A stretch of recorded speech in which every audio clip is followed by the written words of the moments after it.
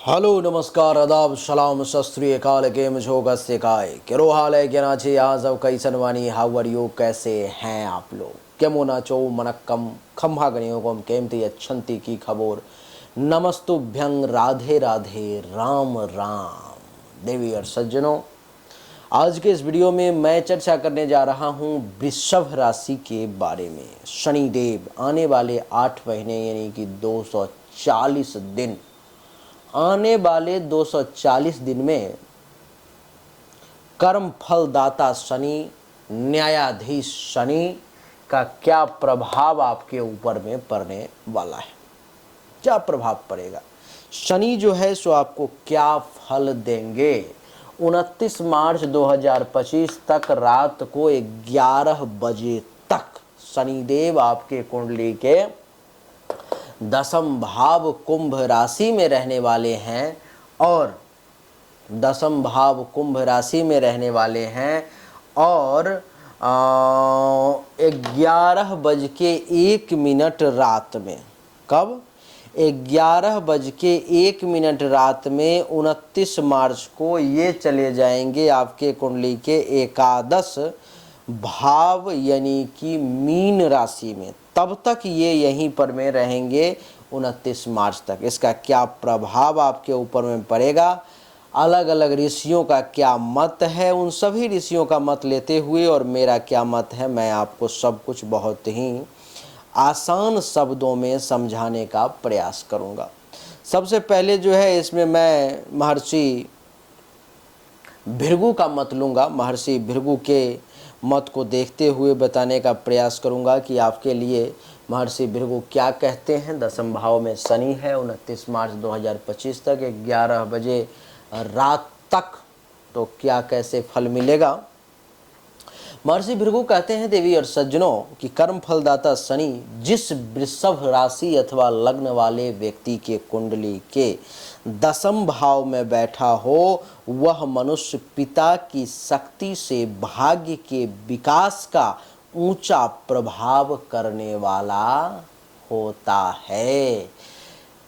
वो सभी लोग जिनके पिता इस समय में जीवित हैं वो बहुत भाग्यशाली हैं। कहेंगे कैसे। सबसे पहले तो माता पिता का जीवित होना आपके लिए सबसे बड़ी शक्ति है, भाग्य की बात है। लेकिन इस समय में कुंडली के अनुसार भी ये भाव पिता का होता है, ये भाव पिता का होता है नवम और दसम।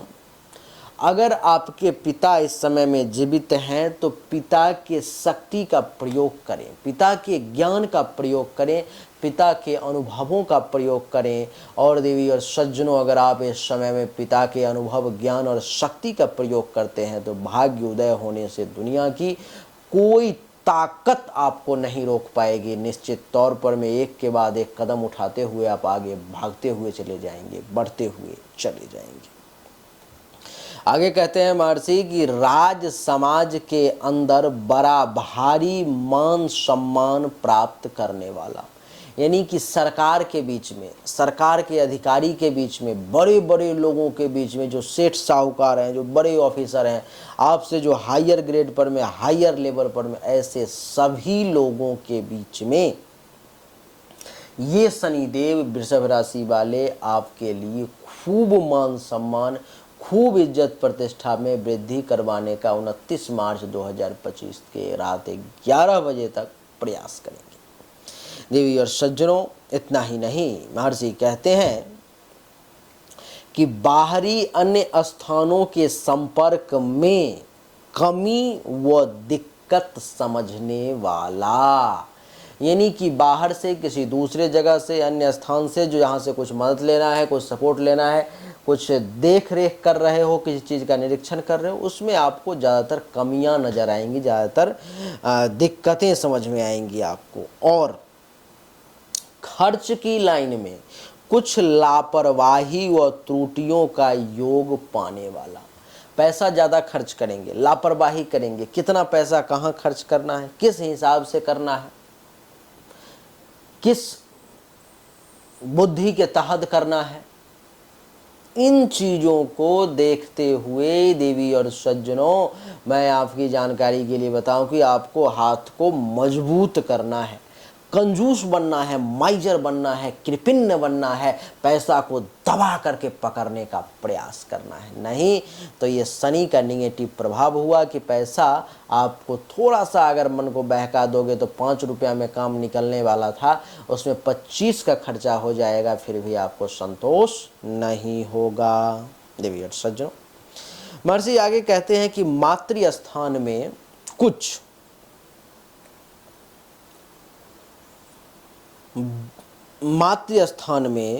कुछ परेशानी का योग पाने वाला। शनि के यहाँ से शत्रु दृष्टि पड़ रही है चौथे भाव पर में। सिंह यानी कि सूर्य शनि का शत्रु है, तो शत्रु दृष्टि से जब शनि देख रहा है सूर्य के भाव को, आपके चौथे भाव को, माता के भाव को, तो कहते हैं वहां से कुछ समस्या का आपको सामना करना पड़ सकता है। माता के मामले में थोड़ी सी परेशानी आ सकती है। और कहते हैं कि जीवन साथी के साथ भी कुछ वैमनस्यता की स्थिति सामने आ सकती है। जीवन साथी के साथ भी कुछ टेंशन तनाव की स्थिति सामने आ सकती है, उस पर में कंट्रोल करना है। लेकिन माता से कुछ परेशानी होगी, माता को कुछ परेशानी होगी, जीवन साथी से आपका वैमनस्य बढ़ेगा, लेकिन साथ ही साथ कहते हैं कि भाग्य का वृद्धि भी होगा और कुछ धर्म का रजोगुनी पालन भी आप करेंगे। यानी कि भाग्य का भी अच्छा खासा सपोर्ट मिलेगा और धर्म का भी राजसी तरीके से, रजोगुण तरीके से आप पालन करेंगे। और कहते हैं कि बहुत बड़ा कुछ कारोबार जो है आप खड़ा करेंगे, कुछ बड़ा कारोबार, कुछ बहुत बड़ा बढ़िया कारोबार आप खड़ा कर लेंगे इसी बीच में। तथा सुख संबंध में कुछ न्यूनता पाने का योग बनेगा। जो संबंध में सुख चाहिए, सुखद संबंध होना चाहिए, उसमें कुछ कमी के योग आपके लिए महर्षि भृगु बता रहे हैं। ये तो महर्षि भृगु का बात हुआ, यानी कि 2-3 पॉइंट नेगेटिव हुई, बाकी सब का सब पॉजिटिव हुआ। और क्या कहते हैं, कुछ महर्षि का कहना है कि 10वें भाव में आपका शनि यहाँ पे बैठा हुआ है, तो आपको इस समय में नौकरी और व्यवसाय में परिवर्तन करने में विघ्न बाधाओं का सामना करना पड़ेगा। तो नौकरी और व्यवसाय, इसका विशेष ध्यान रखें, ज़्यादा परिवर्तन करने का प्रयास ना करें।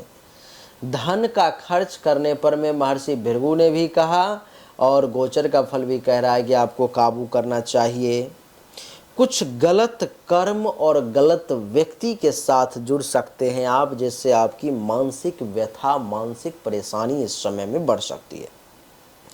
हो सकता है तो घर से दूर रहना पड़ सकता है, और जो सामान्य जन हैं, जो लोग हैं आपके साथ जुड़े हुए, उनसे विरोध हो सकता है आपका। कहते हैं कि जीवन साथी के साथ मनमुटाव अथवा अलग रहना पड़ सकता है। छाती से संबंधित किसी प्रकार की हेल्थ वाइज इशू कुंडली के 10वें भाव में शनि के बैठने के कारण आपको परेशान कर सकती है।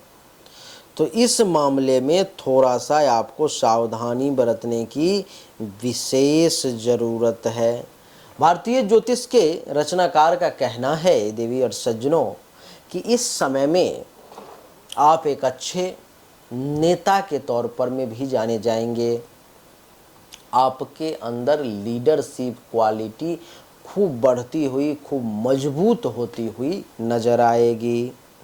आप एक अच्छे न्यायकर्ता, न्याय संगत तरीके से वक्त बिताने वाला व्यक्ति, किसी के साथ अपने सामने में अन्याय न होने देने का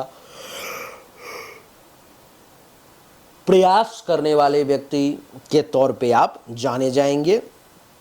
इस समय में 10वें भाव में शनि के बैठने के कारण आपको समाज विद्वान भी मानेगी और ज्योतिष विद्या में भी आपकी रुचि जागृत होगी। इस समय में आप देखेंगे कि राजयोग भी बन रहा है। कौन सा राजयोग? तो सस नामक पंच महापुरुष राजयोग, जिसके कारण से आपको इस समय में राजाओं जैसा मान सम्मान भी मिलेगा। जिंदगी भी बड़ा रॉयल तरीके से आप 29 मार्च 2025 तक जिएंगे।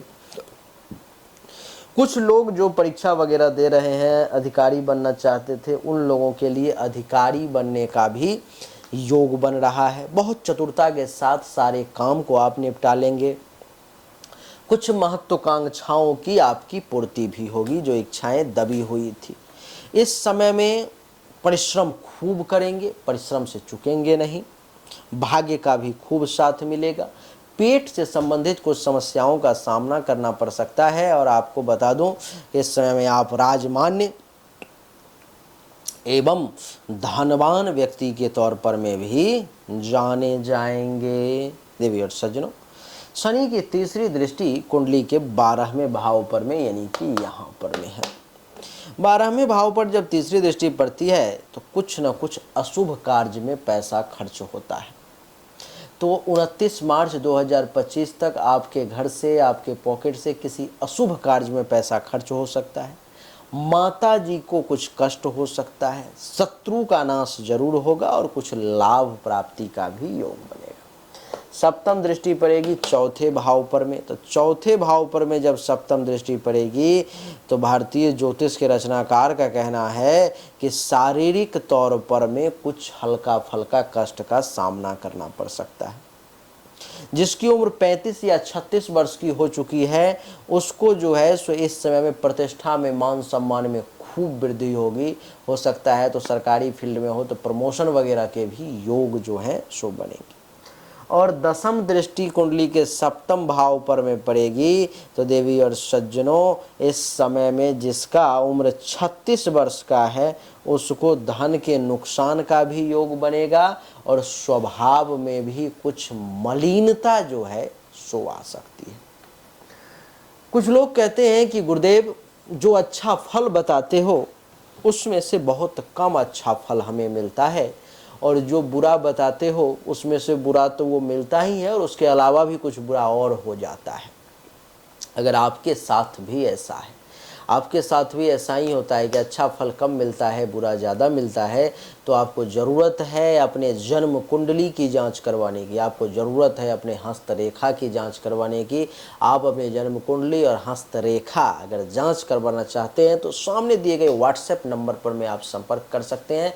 7062757996 इस नंबर पर में अपनी जन्म तारीख, जन्म समय, जन्म स्थान, दोनों हाथ की हथेली का फोटो अवश्य भेजें। आपको सही और एक्यूरेट जानकारी निश्चित तौर पर में प्राप्त होगी। उम्मीद करता हूं कि आपको ये छोटा सा वीडियो पसंद आया होगा, अच्छा लगा होगा। अगर आपको पसंद आया, अच्छा लगा, इस वीडियो को लाइक करें, शेयर करें, चैनल को सब्सक्राइब करके इसके बेल आइकन के बटन को दबाएं। एक बार फिर से आप सभी का बहुत बहुत धन्यवाद।